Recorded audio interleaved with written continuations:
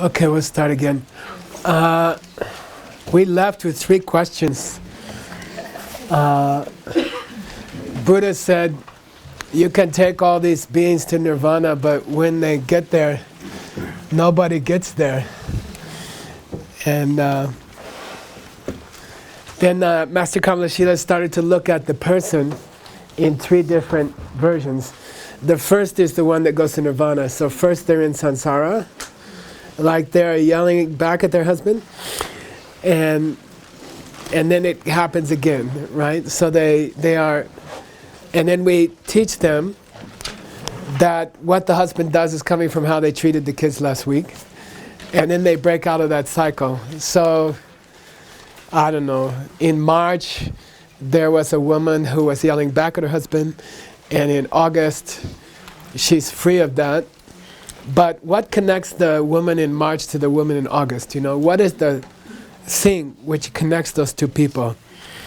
Because otherwise, the lady could yell at her husband in March, and then in April, some other lady's husband will yell back at her as a result. You see what I mean? There'd be no connection between them. Because Buddha said there's no person, there's no Michael. So if there's no Michael, then what connects the person who's having trouble with the person who gets out of trouble? What connects them? Okay. Then the second question was, what was the picture on the second one? The postman, right? Who brings you back the letters that you wrote to yourself. Okay. And then people always shoot the messenger, right? They yell at the postman, which is your husband. So, what connects the person? What words did Kamalashila use? The eater and the doer. Yeah. What connects the eater and the doer? What connects the person who makes the karma to the person who eats the karma or experiences the karma? If there's no Michael, Buddha said there's no Michael, or nobody reached nirvana, then what connects those 2? Why can't I do something on Wednesday and Nick experiences it on Friday? What makes it me? And the third question was? It was the prison. My mom's face. My mom's face, right? Like, how can I... There were 2 questions. How can I recognize and how can I remember?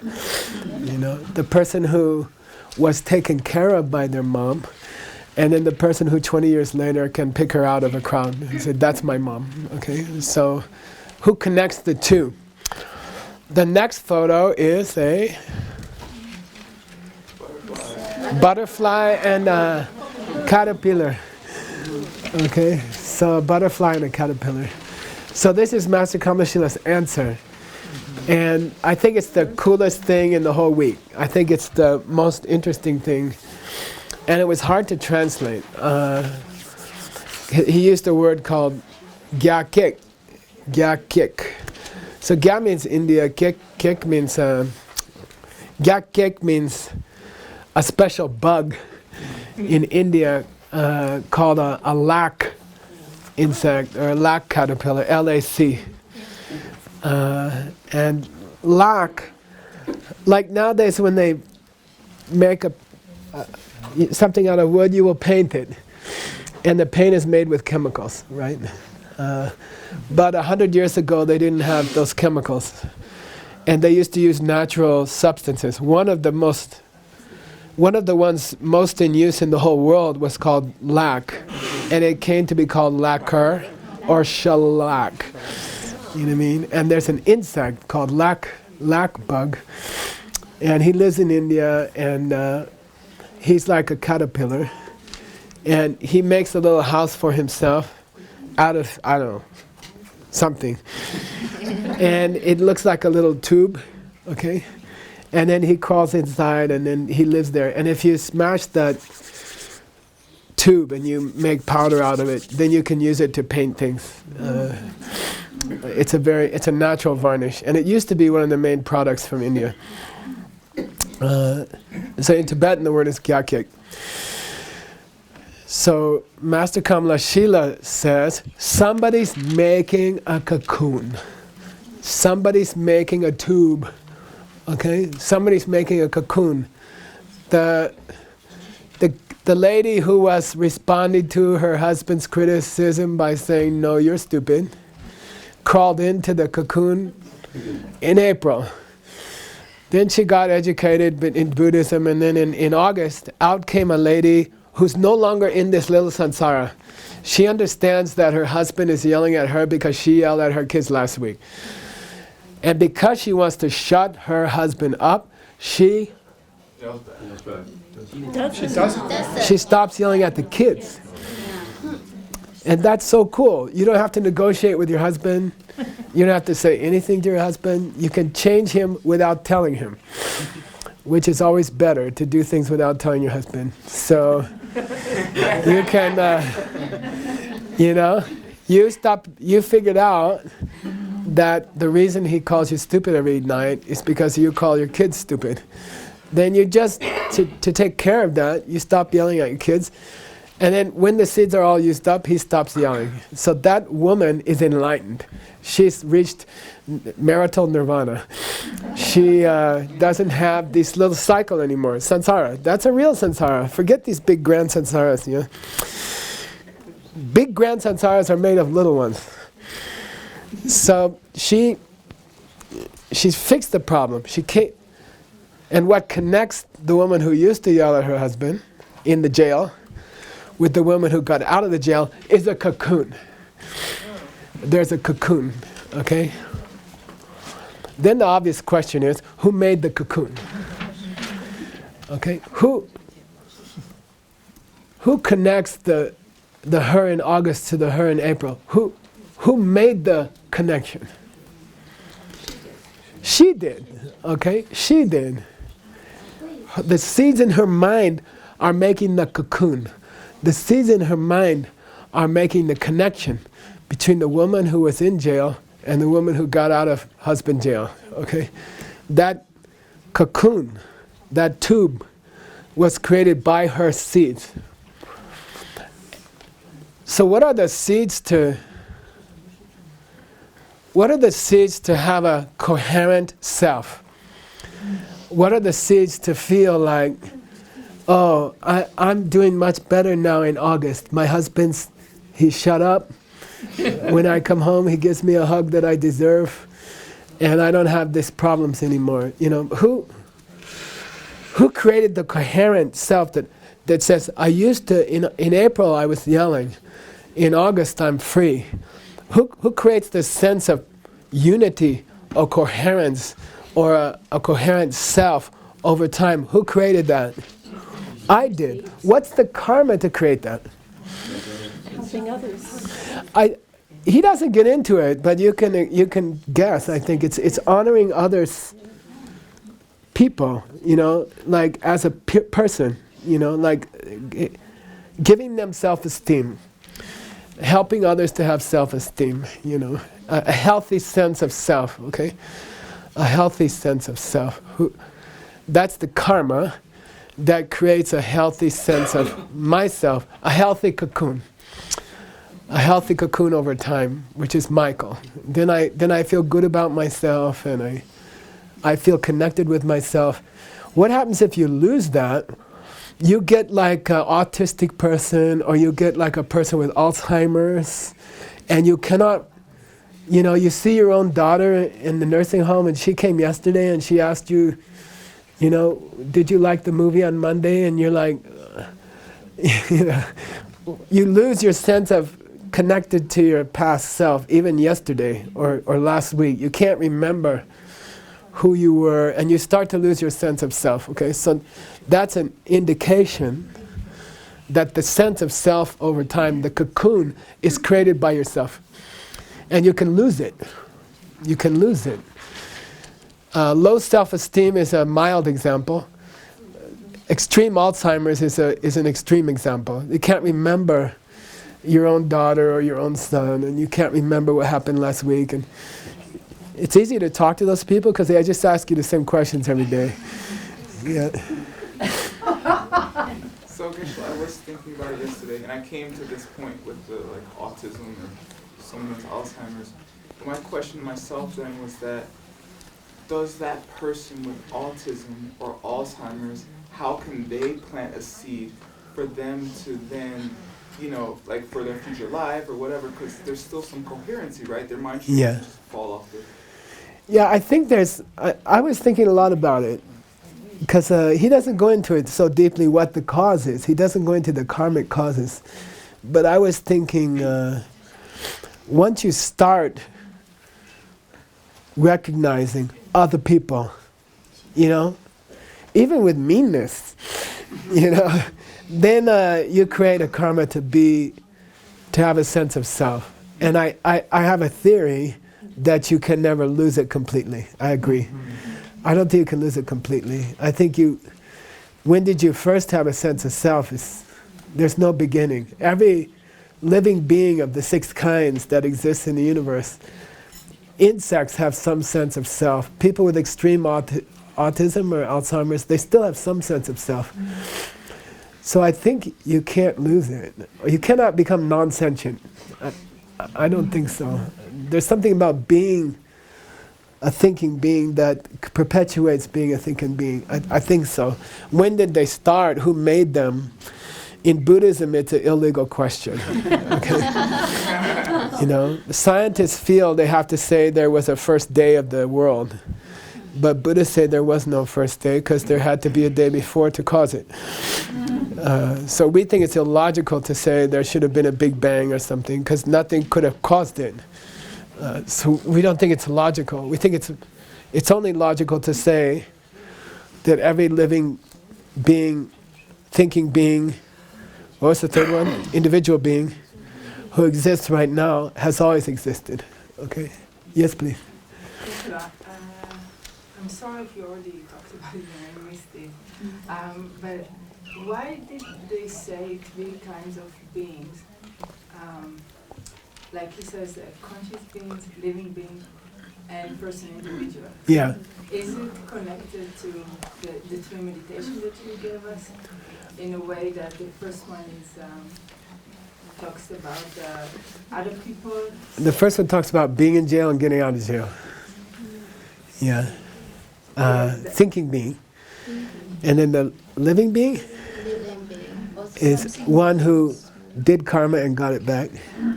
And then individual being is one who had an experience and remembered it later.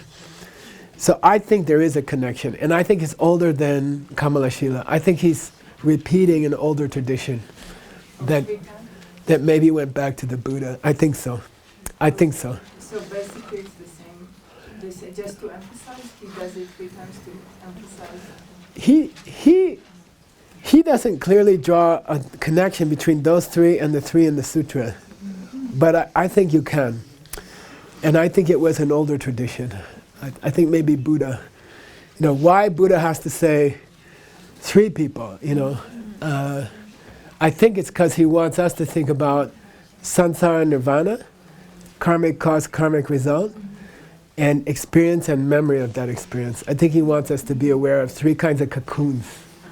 3 kinds of cocoons. And they cover most of the cocoons there are, I think. The only other detailed commentary is Choni Lama. And he's not that clear on it. I think there's an older correlation between those 3 and the 3 in the sutra.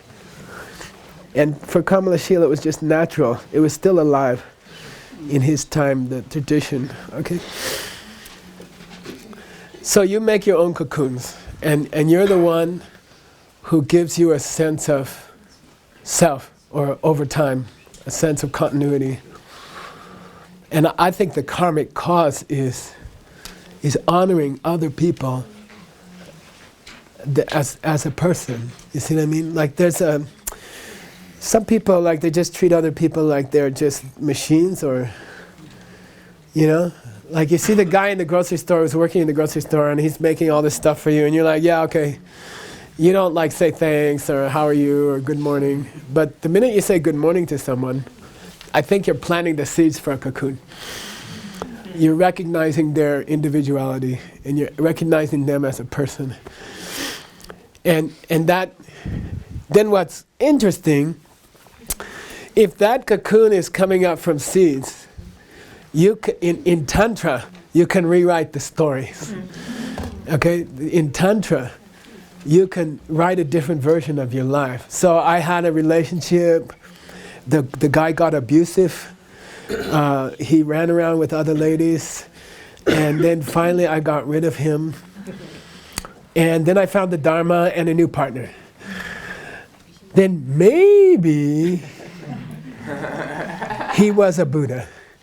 You know, maybe he was pushing me to get so miserable that I would seek spiritual guidance. You know what I mean? Like, it gets very suspicious. You know, like if you don't study Tantra, then he's just a bad guy. But the more you study Tantra, then the cocoon changes. You rewrite the cocoon. It's very interesting. That's what Tantra's all about. And it's not that you're pretending he was an angel. Logically, you decide he must have been. You know, it's so cool where I got to because of him. That he must have been somebody special, you know. I hate him more than anybody, but he was special. You know, he did something great for me, you know. He got me to where I am now, you know. He got me into the Dharma. He got me to a better relationship, more experienced relationship. And then, you know, the point is, if the cocoon is coming from your karmic seeds, you can adjust the cocoon. You can rewrite the cocoon, you see what I mean? So your history, over time, you can start to, what's it called? Revisionism. You know, maybe your whole life has been magical. Maybe every boyfriend who ever split up with you was pushing you to Diamond Mountain or something. You know, you don't know. In Tantra, you explore that. And you have to have morality as a basis of Tantra, because that creates enough good seeds to want to rewrite your history or to think the history might have been different. The reason Tantrikas start to believe their ex-boyfriend might have been a Buddha is that they've been following their morality very strictly. And that's the basic Tantric vows, the 5 Buddha vows. The shared, it's called the shared vows of the 5 Buddhas. What's the unique vow of the 5 Buddhas? Check your behavior 6 times a day. Keep a book, okay? That's the 5 Buddha families' unique vow. The shared vows are the 10 good deeds. Because if you keep doing the 10 good deeds, you have enough good karma to start thinking your ex-boyfriend might have been a Buddha. Okay? And then you slide into Tantra. People always ask me, can I have an initiation? There's 2 ways to get into Tantra. One is an initiation, you know, blah, blah, blah, blah, blah, blah.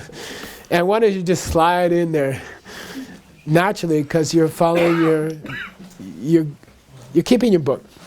You're following your vows, keeping your vows. And then you can have the idea that maybe my boyfriend was a Buddha. The guy who hurt me. Maybe he was a Buddha. He got me someplace, okay? So you change your gyakik, you change your cocoon, your lac insect cocoon. Okay? Question, Roniti. Yeah, okay. Amazing teachings. Okay. I didn't understand the 3 ones. If I continue or read questions? The 3rd one or all 3? Cocoon. Yeah, 3rd cocoon is, I hurt my knee when I was a kid. My mom came and, you know, cleaned the cut, and she put a Band-Aid on the cut. And that was a younger version of my mom. Then I went to college, I moved to America, and I met my mom after 20 years. And she said, here's the address, I'm staying with my friends. Then you go to that address, you open the door, there's 3 women there, and you're like,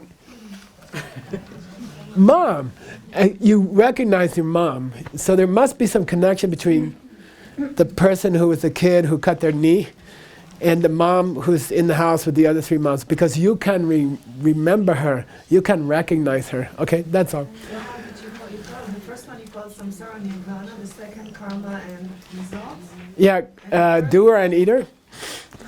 Tzeko is doer and eater. The one who makes the karma and the one who gets it back. You can call boomerang thrower and boomerang smasher. We're like all day long, we're like,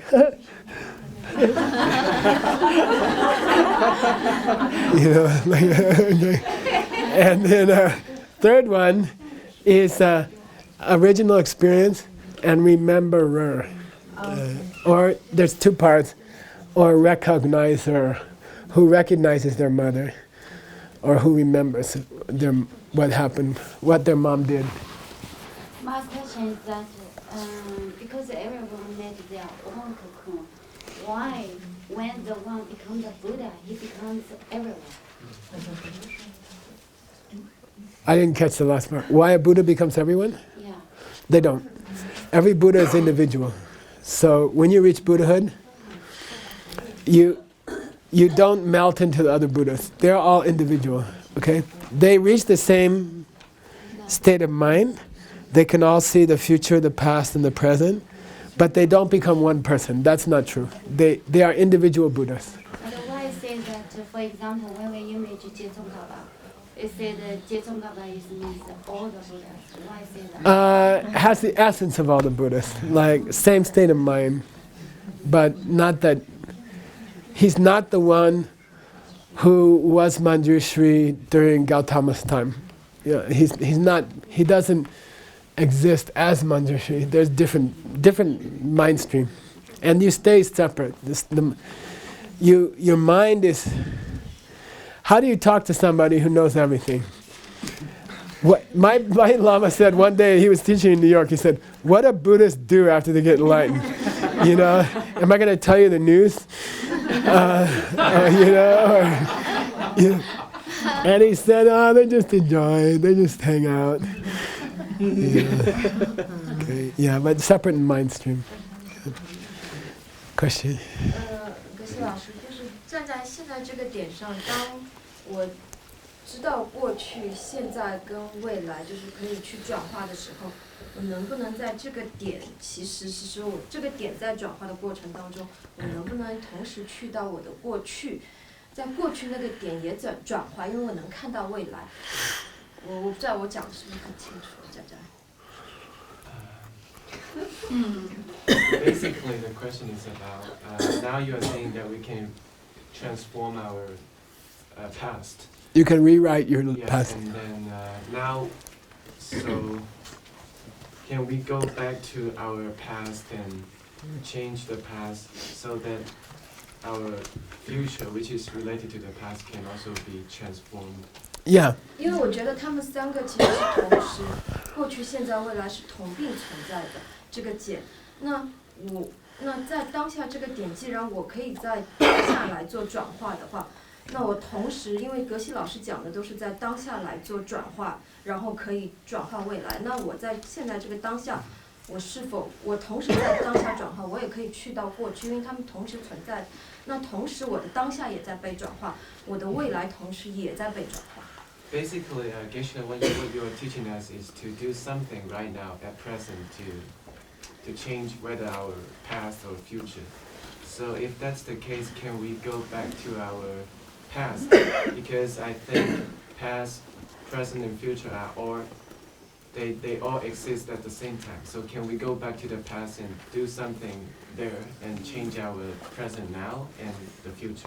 Yeah, in the sense that not by wanting, not by willpower, but by changing your seeds. Okay, it's like the pen is coming from me, but I cannot change it into a diamond by wanting, right? But if I change my seeds, then the pen becomes a tool for changing the world. I see the pen differently. So if I change my seeds, then the way I see my ex-boyfriend changes. He become an angel who's trying to help me. That changes me. That different vision of my boyfriend changes me. The Buddha thought I was important enough to come and break up with me. I'm special. Okay, like that, okay? All right, so when your seeds change your past, of course it changes who you are now and who you're going to be in the future, okay? All right, question. I want to ask a question about children. We know that the personality and behavior of children are always similar to their parents. And so how to explain the relationship between the children and the parents? Yeah, good. It's interesting, okay? In the mind-only school, there's a very important idea, which is when you meet somebody, like you meet somebody on a train, they sit down next to you on a train and you start to talk to them, okay? Then, in the mind-only school, you and that person have come out of one seed. One seed open and split into two branches of a tree, but they both came from, here's the trunk, tree trunk, here's the two branches of the tree, and there's a karmic seed here. So this seed is planted by being nice to your friends. Then 1 year later, you're on a train, it grows, you're on a train, and you sit down, and a cute boy sits down next to you. Okay? And actually you created him, and you created you to be in the same place at the same time. Okay? So the reason that so many children are like their parents, or why, I don't know, if the parent's an alcoholic, oftentimes the child is an alcoholic. The child created the parent. You created the parents that you were born to, okay? That you created, the reason you are similar to your parents is that you created them, okay? You both came from the same seed. Okay, very interesting. So it's difficult to break out of that cycle. If the parents are abusive, oftentimes the child becomes abusive also, because actually they created an abusive parent. They were abusive 2 lifetimes ago or something, and that's why they were born in an abusive family. Okay, it's very. Then you get into the blind turtle. It's so hard to break that cycle, to get out of a cycle of abuse because it came from you. Okay. One more question, then we got to go back to Kamalashila. Thank you. Because I got pancakes waiting for me, I know. Thank you for teaching us in a so unique way, in a unique place. Yeah. Which bring us unique experience. You should write our advertising. This question is from that lady. So Okay. it's about meditation number 9 and 10. Nirvana's, I think, everybody. Okay. So in China, we have a strong idea in Buddhism that we should practice to be treating people without discrimination, in the sense of equanimity. So if we encounter some dangerous situation, should we be like a Buddha, like feeding our meat to the tiger, or should we protect ourselves first? How should we balance? Because our life is so rare. So this question is about equanimity. Yeah, okay. In China, it's a big concept. Okay, we're going to talk about it today. It's on the subject, it's on the list today. But in general, in the practice of giving, you should never make a gift which is so large that you will regret it later, because the regretting is a very bad karma. So I was with my Lama one day. He was a refugee. He came to America with a cardboard suitcase with like two sets of robes in it. He didn't have any money, nothing. Completely broke. He didn't see a dentist for 50 years. That was an experience. And then I was with him. We went down to Washington, D.C. And this lady, he gave a great teaching, and the lady took us in the kitchen afterwards, and she said, "This house is yours. Here's the title. Here's the deeds. I sign it over to you. You take it." He said, "No. You keep it." I'm like freaking out, we're totally broke. We're totally broke. The Volkswagen with 200,000 miles on it just blew up on the highway. Blew up in flames, I'm like, just take part of the house, And he's like, "No, I don't want it." And later I said, "Why'd you do that?" And he said, "She will change her mind later. She will regret it later." Then that's a very bad karma. That becomes it's a much worse karma than the good karma of giving the house. Because she will say, oh, maybe I shouldn't have given it to him. I was a moment of, happiness about the teaching, and then I'm sorry I gave him a house. Okay, so in Buddhism, when you're deciding whether to give your flesh to a hungry dog or something, if you're at that level, you can do it. That's okay to do. But if you're not at that level, it's a very wrong thing to do. You shouldn't go over your capacity, because later you'll regret it, and then it's a very bad karma. Okay, so just give what you can give comfortably and happily, and think about it carefully. To give money is a difficult thing. To give away money is a difficult thing. It takes a lot of maturity. It takes a lot of common sense. It takes a lot of practice. Giving away stuff is not easy. Okay, let's go back to the text. He says next, he wants to talk about, this whole subject is, who goes to nirvana? Why doesn't anybody to go to nirvana? He's discussing, the reason he did the person first, the reason he said nobody reaches nirvana, is that's the first one you always see directly.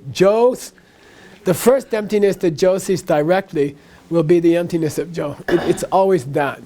I'm not who I thought I was, okay? So he starts with the person. He has one more thing to say about the emptiness of people, then he's going to go to the emptiness of other stuff, okay? So here's the picture here is the happy lady, okay? What number? I don't know. 17. 17? Yeah, it's this happy lady, okay? Happy lady. She's the person you took to nirvana. She's like, hey, thank you so much. I'm so happy. Okay, I'm so happy. Okay. Then the question comes, did you make her happy? Yes. No. You see? Did you make her happy? You taught her. Probably you taught her. You took her up in a dome. And you taught her shamatha. And then you taught her vipassana, and then she got to nirvana, and she's so happy. Then the question comes, did you make her happy? It's her seed. It's a projection. You taught her, and then she became happy. Okay? You taught her, and then she became happy. I usually do this with a microphone at DCI talk. I bang on the microphone. You taught, first time I did it was in Russia. That wasn't the best place to do it the first time. I'm like, you taught her, and then she became happy, right? You made her happy. My husband makes me miserable. Okay? Then finally this Russian guy got said, why are you doing this? Why are you banging on the microphone while you're giving the talk? Just stop it. I said, I'm sorry, I have to bang on the microphone. He said, well, what? Why are you doing that? I said, I do this every day. He says, well, I don't care. Why are you doing it today? I said, every time I do this, the next morning, the sun comes up. Think what's going to happen if the sun doesn't come up. No crops, nobody goes to work. I got to do this every day. Why? Every time I do it, the sun comes up the next day. He says, but it's not connected. I said, what do you mean? He says, that's not why the sun comes up. It's just a coincidence. You do that, and the sun comes up, but it's not connected. Did you make her happy by teaching her vipassana and shamatha? You see what I mean? No. Did you make her happy? Now, cause and effect, right? I give a class, you reach nirvana. I give a class, you reach nirvana. I see a person who's kind of happy, and then I see a person who's totally happy, okay? There's a person, I don't know, Kunga, okay? Her name means happy, but that's different. So she's like kind of normal person, sometimes happy, sometimes sad. Then I teach her all this stuff. Then the next time I see her, she's got nirvana. She's Kunga with nirvana. Kunga con nirvana. And the day before she was just Kunga. Okay? So question is, did I make her happy? Yeah, did I make her happy? Then we have to say no. Okay. But what happened? What happened between today and yesterday? Now understand. Yesterday, I had bad seeds in my mind. Yesterday, I had lower seeds in my mind. And they made a normal kunga. Those seeds made a normal kunga. Just the normal, sometimes happy, sometimes sad kunga. Okay? Then suddenly, whose seeds improved?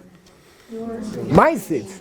My seeds suddenly got better. Next day, they're making a kunga who has happiness. But did teaching her make her happy?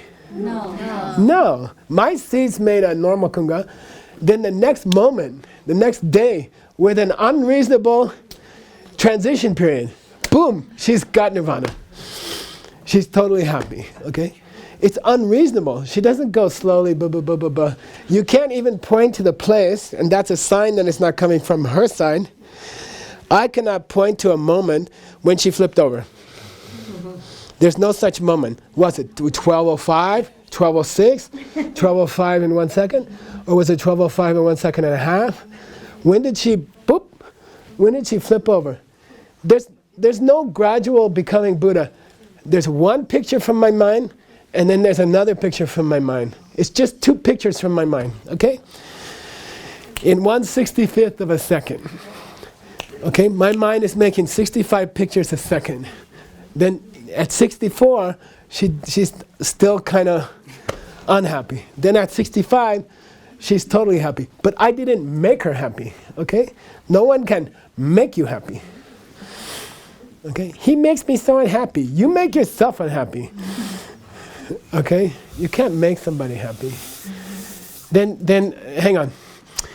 Then Kamalashila puts it three ways, okay? He says, if you think about it, human language is broken. Human language is broken. How do we talk about happiness? Number one, I am happy. Come on. You are happy?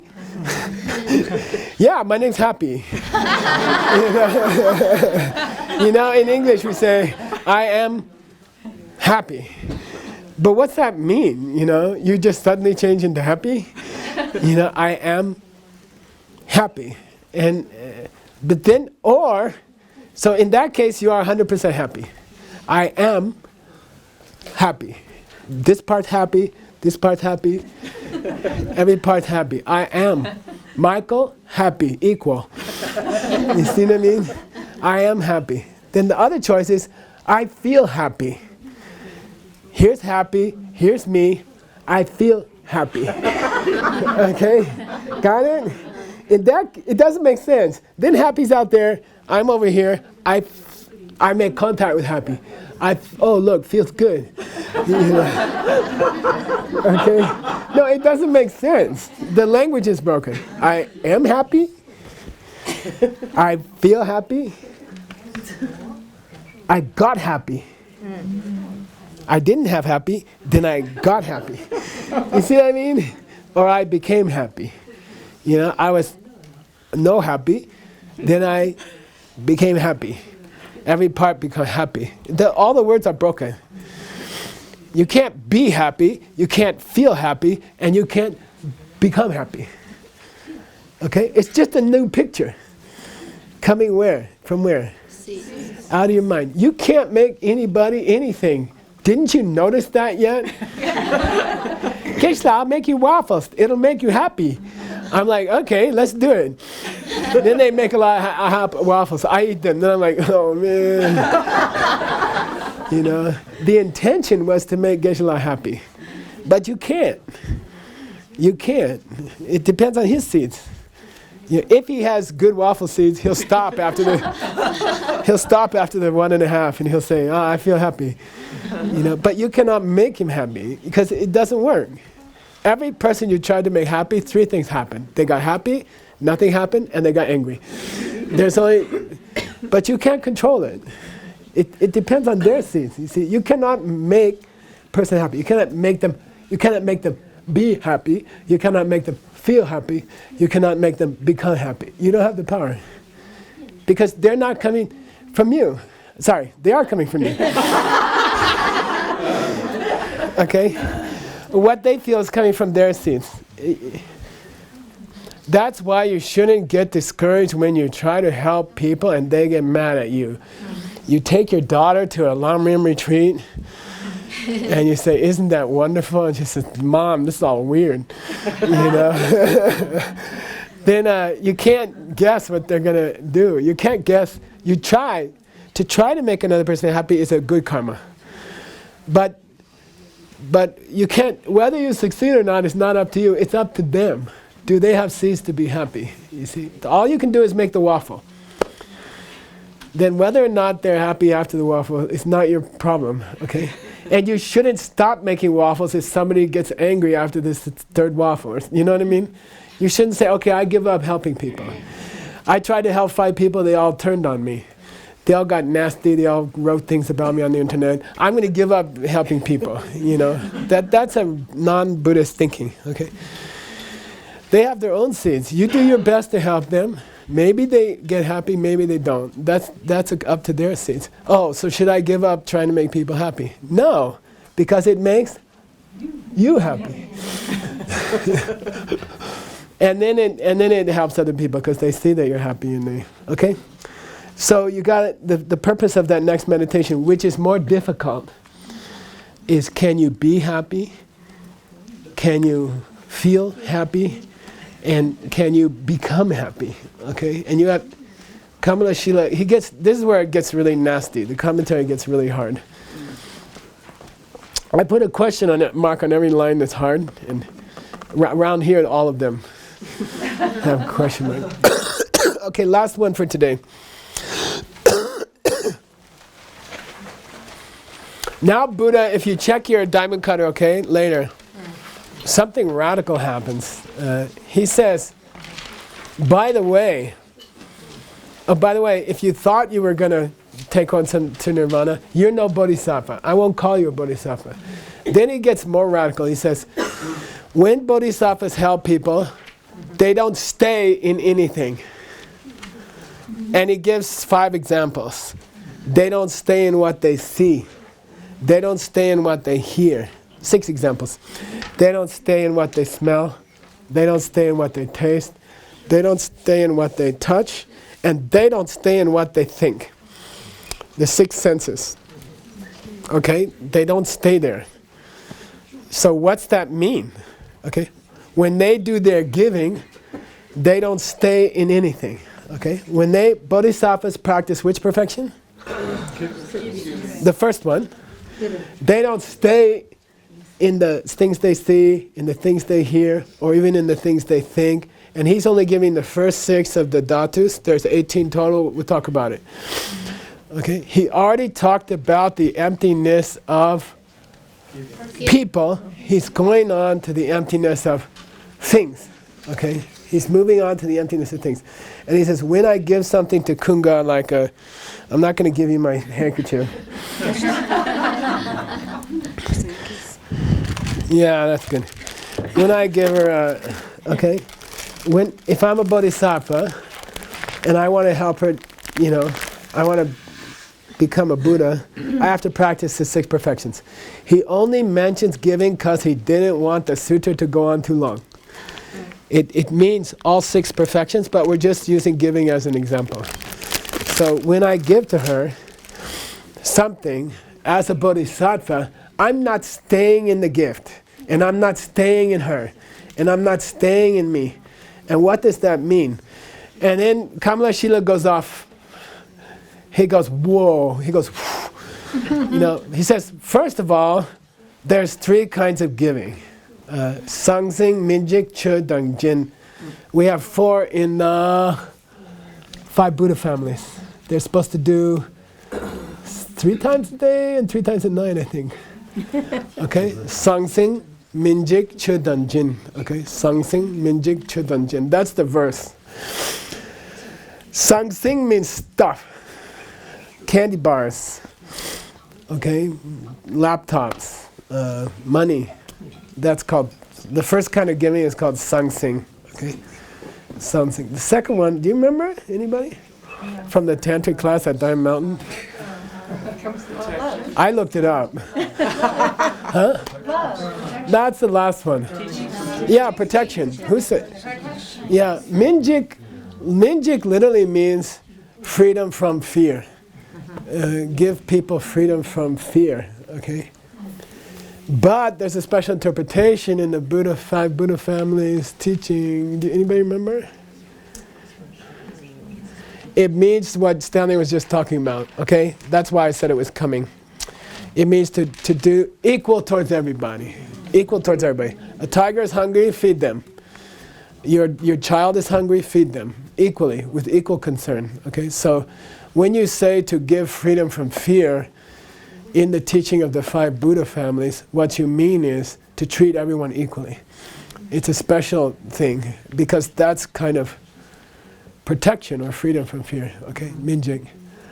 Then Che means giving the Dharma, give the teachings, teach the Dharma. These are the three that Master Kamalashila mentions. He doesn't mention the last one, which is love, okay?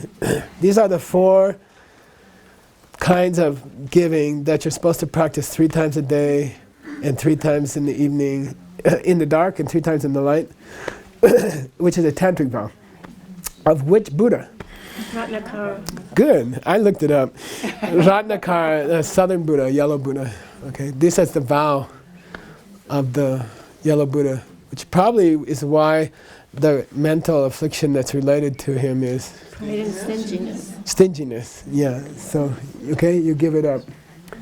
Okay, so at this place, Master Kamalashila says 3 kinds of giving. He says Buddha's talking about 3 kinds of giving. The love is assumed.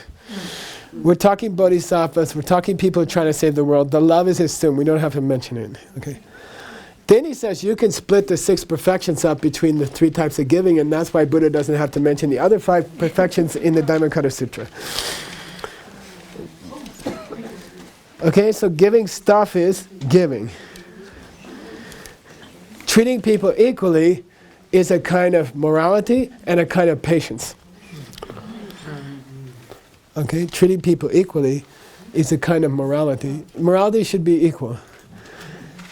Treat everybody the same. Don't hurt anybody. And it's a kind of patience. I don't care how angry you get, I'm going to treat you nice. Okay. Okay, so that the second one, the gift of freedom from fear, or the gift of equanimity, is the second and third.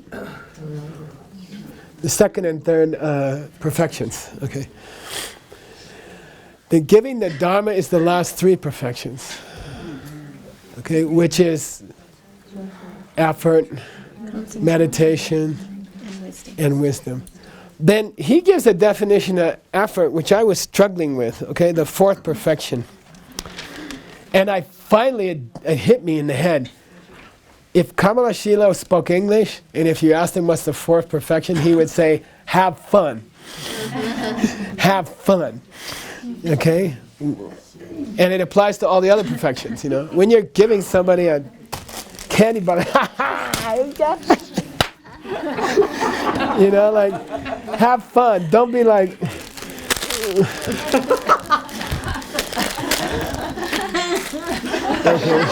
okay, like, have fun. So, in Buddhism, if you're religious, you're having more fun. And you're supposed to be having more fun. And everything's supposed to be more fun. Okay? It's really fun. You can call it joyful effort, but it's too long. Fun. Okay? Just have fun doing it. Then he says, you can't teach the Dharma unless you think it's fun. Because it's going to take a lot of effort. Okay? It's going to take a long time to learn it. I want all of you to teach Kamalashila. Okay? We could have we could have Kamalashila retreats here every 3 months or something, you know, every 4 months. We could have one of you or 3 of you could teach Kamalashila Part 1 here in this room with a new batch of people, and we could keep that going forever. You know, it's the pictures, it's the photographs. You know, You just tie the meaning to the photograph. So you look at the photograph and you talk. And we could keep having, it could be a big deal at Diamond Mountain is the unique Kamalashila retreats. You know, that, and you have to teach them, okay? And that would be fun. What was the intention with which Lord Buddha went into meditation at the beginning of the sutra? Dungyun Michepa. To end your suffering. Michepa. This lineage should not break. Yeah, that's why he talked, you know. So, Kamalashila says the reason Subhuti stood up. Why didn't the Buddha just teach the sutra himself? Why did Subhuti have to stand up? Dugyun Michepa. Because the next link in the lineage is starting now. That's why Subhuti stands up. Okay? It's cool. You know, Lord Buddha is starting the lineage now. Right now. And you guys should pass it on. In China or wherever you are, teach Kamalash, teach this 2-3 day thing. You can make it a weekend thing. And you can use the photographs and teach it. Just teach it, okay? You can be Subhuti. There's a later theory that Subhuti was Manjushri in disguise. And he wanted to bring up the questions, okay? There's a later tradition that he was a Buddha. A Buddha was talking to a Buddha. You want to pretend to be a student? This is all going on in their mind, you know? Hey Nick, you pretend to be a student. Oh, come on, I was a student last time.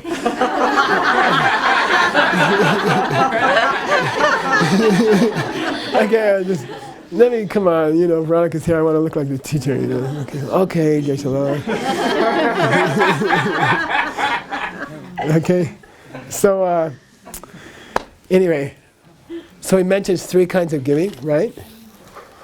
And then he says when bodhisattvas do that kind of giving, they don't stay in it. Okay? They don't stay in it. It means, that the lunch bill? Okay, 3 spheres. We had it in Jetsokapa. 3 spheres, okay? Sukjati ro rekja. Who made the smell, the taste, the yellow color, the blue color? Who made the touch of it? You know, my seeds. The reason I have something to give to Kunga is I gave something before, and that's why I have something to give to Kunga. Okay, so a bodhisattva doesn't just throw her the candy bar. He's like, oh, yeah. I made each of those qualities. I made how it feels. I made how it smells. I made how it tastes. I made how it looks. Okay, I made everything. Okay, and because of that knowledge, they want to give it, because they want more. Okay, so, and then, oh, I made Kuga, the one that I'm giving it to. You know, I made this nice smiling face and a beautiful nun, and I made her. So while I'm giving it, I can say, nice job, Geshe Michael. You know, you made a nice nun, you know. No, this is how Bodhisattva thinks. And then, who put us here together? Okay? It's just 2 branches of the same tree. You know, I created her, I created me to give her the thing. I came here from a seed that I planted. She came here from a seed that I planted. And I planted this too. Here, have it. And then... No, and that's the perfection of giving. That's the perfection of giving. What's the results from that kind of giving, he's going to talk about later. Okay?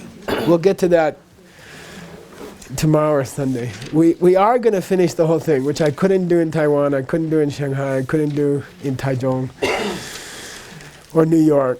You know, we are going to finish the whole thing, which makes me so happy. You know, this is the first time I'll finish the whole thing. Okay? So those are all the meditations today. How many are there? New ones? 3. Just 3. Okay?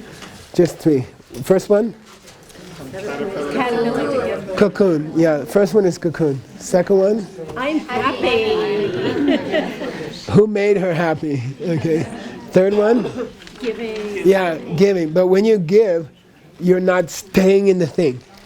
You're not staying in the thing, okay?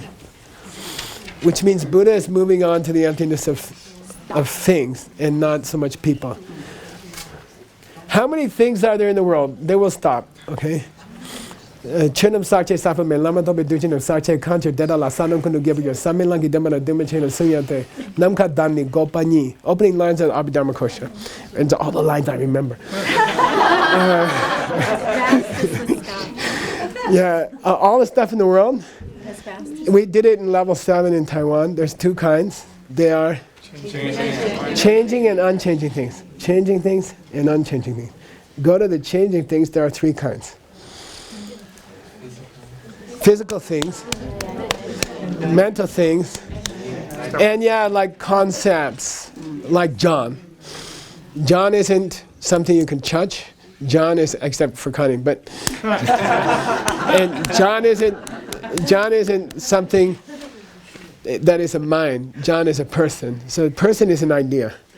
So changing things, there are 3 kinds. 1, easy, physical stuff, and then minds, knowing things. It's good to think of it as knowing things. And then in between there's ideas like freedom or John or, okay, concepts, okay. So far we have like 4 things, okay. We got unchanging things. We got 3 changing things. Mind, physical stuff, and stuff in the middle. By the way, people are there. Persons are there, okay. So if Lord Buddha is going to cover all the things in the world, if Lord Buddha is going to teach all the kinds of emptiness in the world, he should cover roughly 4 things, okay? He already covered this one, okay, which was people and events. What was the event? The giving, the act of giving. Okay, that's over here.